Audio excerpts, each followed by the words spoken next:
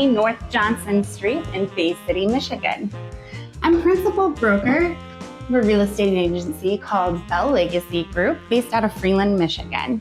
Today we're going to tour this home in Bay City. It was originally built in 1905, commissioned by a man named Homer Buck. Now he's kind of a big deal around here because he's one of the gentlemen who brought sugar beets to the area, which is a staple product here in Bay City. Over here we have the living room. This restoration took a time span of 3 years, so everything was very well done and very meticulously done.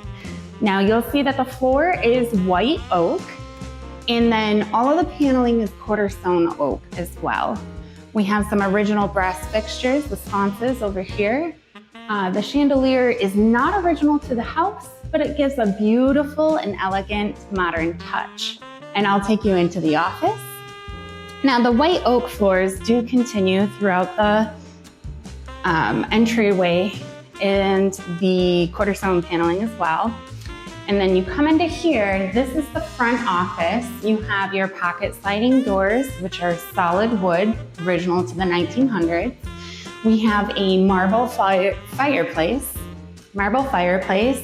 with the summer cooling plate and black slate tile, original to the era as well. Now the floor is mahogany in here and it is stunning. I can show you some more interesting things that they had done. Now this restoration did take 3 years, so you can imagine how meticulous it was. Over here, we have some red oak. The white oak is in the flooring, but your paneling is actually red oak. They did a wonderful job restoring it and matching it, making it true to the era. Even the brass fixtures and all the solid wood doors are original to the house. They took them out and actually cleaned them by hand, one by one. Amazing. The hinges. And in the floor, there's still a call button for the help. If you follow me into the kitchen here, this is kind of a back entryway. This chandelier right here came from a church that is right here in Bay City on the west side. So that is original to the era and original to Bay City. In here, you have your first floor half bath. It's the only bathroom on this floor. You have light fixtures that are modern as well as a chandelier that is original to the home.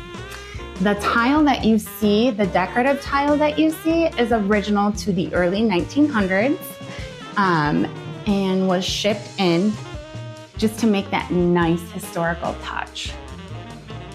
Then if you follow me into the fully restored and renovated kitchen, I mean, they took it down, all the drywall in here is new. They took it down to the frame, they re-insulated the home. You have new countertops, new cupboards, floor to ceiling storage, just absolutely stunning. And if you see the upper backsplash tile, actually matches the coffee bar tile as well. Stunning. Details matter, and they did a wonderful job. Now we call this the breakfast nook, but it's really kind of like a sunroom. It's absolutely stunning. You have your exposed brick. Follow me up to the second story and you'll see a lot more beautiful details that have been done. So this is the original entryway. This is where, you know, your guests and your family, this is the main stairwell that they would use. There's also a back stairwell for the staff that they had working in the home at the time. And then when you come up, you'll come to the second story landing. Here is the first full-size bathroom. You'll see this is a little bit more modern. It was the only bathroom that was updated to a mid-century era, but the toilet, the tub, and the cast iron sink were all original to the house after the first restoration. If you follow me this way, we'll go to the primary bedroom first. Here's a little landing if you come through the back stairwell, but let's go in the main way. So this is your primary bedroom, and it's kind of a suite. You'll come in and you'll see one closet here, but then you can continue into the primary bathroom with a walk-in shower and his and her sinks. You'll see this decorative tile is actually original to 1910, I think was the era that it was made. And they also have that shipped in, but the other tile work, although pattern is true to the era, it is new tile. And then you have your restored register. And then you have this off of the primary bedroom. This would be really cool to use. And this flows into, again, the entryway, the main entryway, the vestibule from the landing from the back stairwell, and then a walk-in closet. These benches, storage benches, this wood actually came from the same church in Bay City as the chandelier in the vestibule downstairs. So that is really cool.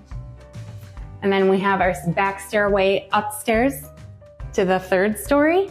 And there's 3 other bedrooms, so follow me this way. So very beautiful woodwork. All the drywall and the ceiling and the walls have been redone on the second story. So every bedroom, bathroom, every room in here has been completely redone and updated. So you won't break into these walls and find plaster, you're gonna find drywall. Plenty of storage. Each room has its own closet. You have a linen closet here. And here's the back room. I think this is the smallest room in the house, but it is not small. It's a fairly large bedroom. You could easily fit a king-size bed in this front room. And this room I love because you have a full view. Now let's go up to the third story. And I'll show you where the last bedroom is. Oh, one more cool detail. This is the original electrical fuse box to the house when it was knob and tube. It's not active, but they kept the knob and tube, but you can see it's all been cut. Okay, so this is the 3rd floor landing, and this stained glass window is recovered from a church in Flint, Michigan. So even the things that we've recovered and brought into the home that were true to the area, most of it, with the exception of one chandelier, came from places in Michigan. But all of the drywall, insulation, carpet in here is new. This was just done within the last year. It does have a window unit AC for air, and it has a half bathroom, but this half bathroom is fairly large. You could easily install like a clawfoot bathtub. They wanted to leave something of a blank canvas for the next owner, so they could do something that they wanted to do, give them something that they could make their own, which I think is a wonderful idea, but there is a vast amount of space up here that you could easily finish out, make it a rec room, a playroom, nursery, craft room, whatever you wanted to do. There's plenty of space. The roof was brand new. It was just done last year during the middle of the winter, which was interesting. But all of the external work has been done. Your main mechanicals have been done. New insulation has been added to bring it up to code. I know 3 stories is a lot, but guess what? There's a full-size basement below that we need to go check out. And it's all been refinished. The back stairwell to the basement does have carpeting and a wonderful handrail. And then we have a very well done refurnished basement, or restored basement, I should say. Now, the first thing I want to point out is underneath the stairs, you do have a bathroom. It's just the toilet because there's sinks over here. I'll show you in a minute. But if you were doing laundry down here or organizing the wine cellar, I'll show you in a minute, or your pantry, you don't have to go all the way upstairs to use the bathroom. So that's kind of cool.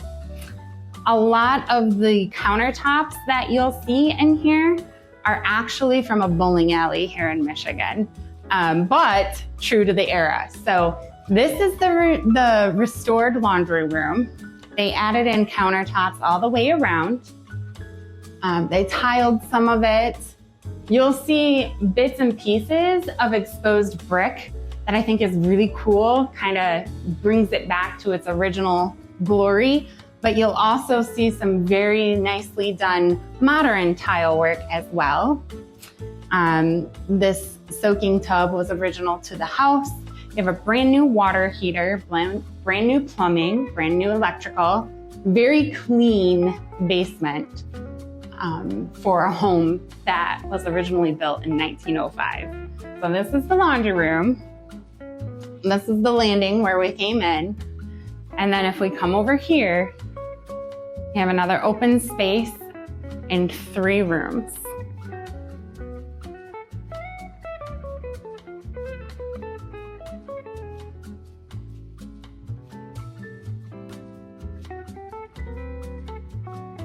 Furnace, which is a boiler unit, and a safe that was original to the house as well. This is really cool.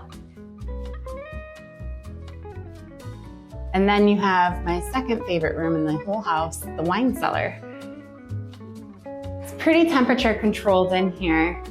Again, you have the bowling alley shelf added, plenty of storage room in here for wine, cigars, literally anything you wanted to store in here that needed to be like temperature controlled, like historical books. That would be fantastic. If you would like a more in-depth tour of 820 North Johnson Street or any other home I do, go ahead and click the link below and follow me on YouTube and Facebook.